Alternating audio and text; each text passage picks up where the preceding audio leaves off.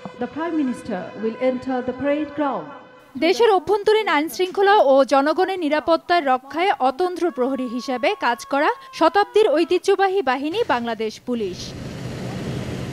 ৭১-এর ২৫শে মার্চ এই বাহিনী সর্বপ্রথম পাকিস্তানি হানাদার বাহিনীর বিরুদ্ধে প্রতিরোধ গড়ে তোলে রাজারবাগে। ঐতিহাসিক এই রাজারবাগেই পুলিশ সপ্তাহ ২০১৯-এর উদ্বোধন অনুষ্ঠানে আসেন প্রধানমন্ত্রী শেখ হাসিনা। পুলিশ সপ্তাহ উপলক্ষে সারা দেশের বিভিন্ন পুলিশ ইউনিটের সদস্যদের সমন্বয়ে গঠিত ১১টি কন্টিনজেন্ট ও পতাকাবাহী দলের প্যারেড পরিদর্শন ও অভিবাদন গ্রহণ করেন সরকার প্রধান।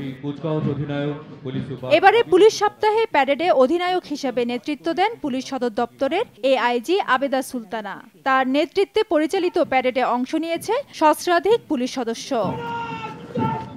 প্রধানমন্ত্রী পুলিশ বাহিনীকে জনবান্ধব হওয়ার নির্দেশ দিয়ে বলেন, নিরীহ জনগণ যেন নির্যাতন ও হয়রানির শিকার না হয়। একটা বিষয় লক্ষ্য রাখবেন, আপনাদের হাতে কোনো নিরীহ জনগণ কেউ যেন নির্যাতনের শিকার না হয় বা কোনো রকম হয়রানির শিকার না হয়, বরং কোনো হয়রানি হলে সাধারণ মানুষকে রক্ষা করা এটাই আপনাদের কর্তব্য, এটাই জনগণ আপনাদের কাছ থেকে প্রত্যাশা করে। সন্ত্রাস, জঙ্গি ও মাদক নির্মূলে সরকারের জিরো টলারেন্সের নীতির কথা উল্লেখ করে প্রধানমন্ত্রী প্রত্যেক পুলিশ সদস্যদের উপর অর্পিত দায়িত্ব নিষ্ঠা ও সততার সঙ্গে পালনের আহ্বান জানান। জঙ্গিবাদ, সন্ত্রাস, মাদক নির্মূলে আমাদের সরকার জিরো টলারেন্স নীতি গ্রহণ করেছে। পুলিশের প্রত্যেক সদস্যের উপর অর্পিত দায়িত্ব নিষ্ঠা ও সততার সাথে পালনের মাধ্যমে জনগণের আস্থা অর্জনে এবং জনবান্ধব পুলিশে পরিণত হবে, সেটাই আপনাদের কাছ থেকে আমি আশা করি।